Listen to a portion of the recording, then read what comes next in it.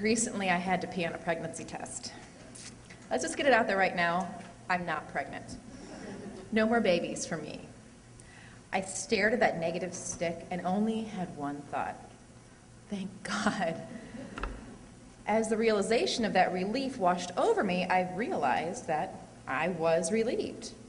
I'm relieved. When did that happen? When did I cross over to this side of parenting? I am content to be a family of 5 with no future children on the horizon. No more babies for this lady. No more morning sickness or swollen ankles. No more warm nursing nuzzles at 2 a.m. But no more dirty diapers. But no more deep belly baby laughs. No more teething screams or potty training or tantrums. Just no more. Our vast collection of strollers and car seats and pacifiers and slings are all packed away or donated. The crib, that is now considered hazardous due to stricter safety codes, resides in my basement, forlorn and dejected, never to house another baby again. There are no more tiny shoes or miniature sweaters being stashed away just in case the need should arise to pass them down to another baby. The need won't arise. I've known this for many, many years. My husband and I decided that 3 children is all we can afford, financially and emotionally. We are done. And I am fine with this number. I always have been. But I still held that thought, that dream, that vision that reminded me that surprises happen and life doesn't always follow your plans. We'll see, I thought in my mind whenever a baby stroller would pass by and my eyes would fill with tears. We'll see is the mantra with which I consoled my aching heart many, many times. My children are currently 16, 13, and 9. Parenting them now, as compared to 10 years ago, is vastly different. These past few years have allowed me freedom from the physical needs that little ones require. Freedom to sit and read a book, from start to finish, without ever once having to take care of anyone else's bodily functions but my own.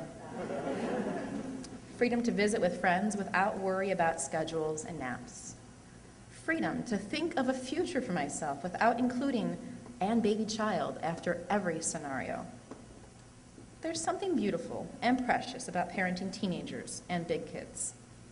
They begin to see you as less of an extension of themselves and more of an actual person. You can have conversations with them and be blown away by the depth of their insight and the scope of their knowledge. This stage of my parenting journey is definitely full of beauty and excitement and actually kind of nice. It's nice, like coming home after a much anticipated and extremely enjoyed vacation. After months of preparation, the vacation of a lifetime actually happened. You finally saw that ocean and finally experienced the thrill rides that everyone else has always talked about. When people mention, have you ever been on an amazing vacation? You will be able to say yes and share your own experiences. You are officially part of the club of well-seasoned travelers. But now, that amazing trip is over, and you are stumbling into the house, exhausted and sunburned, with overflowing luggage, sand in your shoes, and tons of laundry to wash. You're wistful that it was over so very quickly.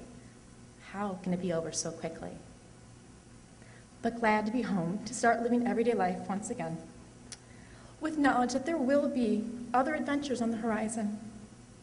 Still, you wonder if any trip will ever be as magical as that special first vacation most definitely was. There's an ache in my heart at letting go of this period of our lives. There will always be tears that can be shed in a moment of silence. Because raising our babies and toddlers was so incredibly special for me that I cannot fathom what my life will be like with 20 years of space between that period and where I will live and breathe in the future. Will I be able to remember the sweetness of his small hand in mine? The way her hair smelled after the sprinklers and grass and sunshine were stirred up into her wispy blonde locks? Will I accurately recall the sound of his childish songs or his earnest confession that I was his bestest friend in the whole wide world? Stages come and go, and no vacation can last forever. We mothers live our lives on the shoreline, basking in the moments between the tides when the beach is smooth and the sky is clear, knowing that the change is always coming. We are always aware the castles we are building will return to the sea. The waves will clear the beach for another day, another moment between the tides, in which we will once again bask in the sun and feel the sand between our toes. We'll continue building those sandcastles, each one different from the ones before, but no less beautiful.